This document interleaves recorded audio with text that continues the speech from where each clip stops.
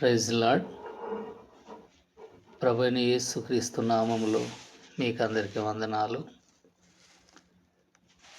మరి ఈ సమయంలో కుటుంబమును గూర్చి కొన్ని విషయాలు మనము క్లుప్త ధ్యానం చేద్దాము.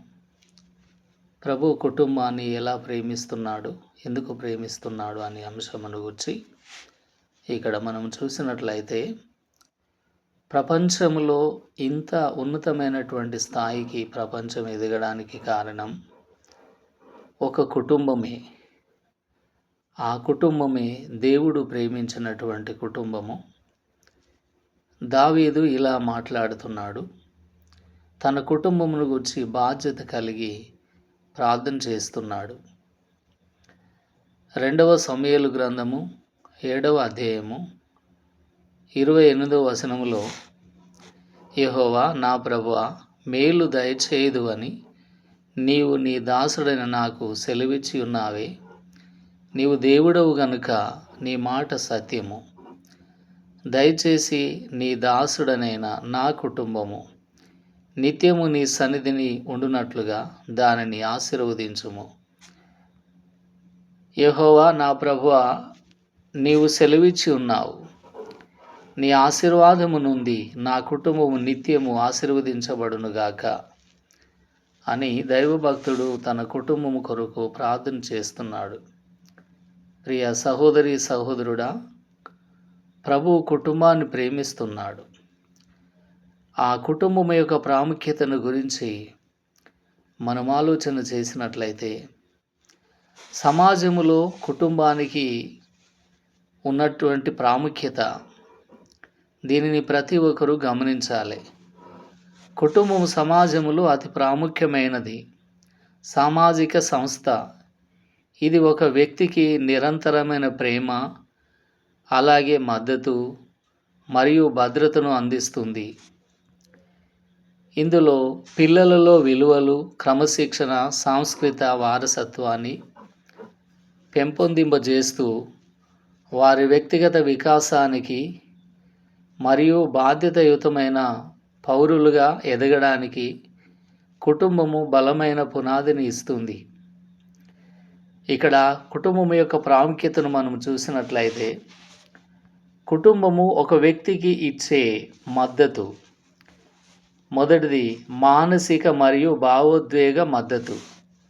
కుటుంబ సభ్యులు కష్టసుఖాలను పంచుకుంటూ మానసిక ఒత్తిడిని తగ్గించి ఆత్మవిశ్వాసాన్ని పెంచుతారు. రెండవది విలువలు మరియు క్రమశిక్షణ.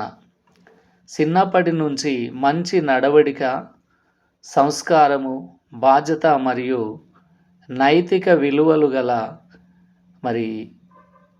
కుటుంబానికి సరి అయినటువంటి అవగాహన కలుగునట్లుగా వారిని తీర్చిదిద్దడములో కుటుంబము క్రమశిక్షణకు నిదర్శనంగా ఉంటుంది. మూడవది సామాజికీకరణ. సమాజంలో ఎలా ప్రవర్తించాలి, ఇతరులతో ఎలా సంబంధాలు కలిగి ఉండాలి అనేది కుటుంబం మాత్రమే నేర్పిస్తుంది. గనుక గమనించండి. 5వ విషయం మనము చూసినట్లయితే, కుటుంబము భద్రత మరియు సంరక్షణ కలుగజేస్తుంది. కుటుంబ సభ్యులకు నివాసము, రక్షణ మరియు ఆర్థికపరమైన స్థిరత్వాన్ని అందిస్తుంది.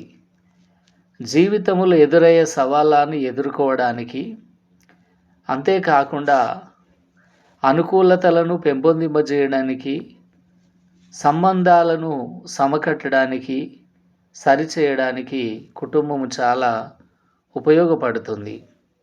క్లుప్తంగా చెప్పాలంటే, ఒక వ్యక్తి యొక్క వ్యక్తిత్వ నిర్మాణానికి, ఆరోగ్యకరమైన సమాజ స్థాపనకు కుటుంబ వ్యవస్థే ఒక మూల స్తంభము. అంతటి కుటుంబ వ్యవస్థను గురించి దేవుని వాక్యము ఇలా సెలవిస్తుంది. దేవుని వాక్యమును మనం ఆలోచన చేసినట్లయితే,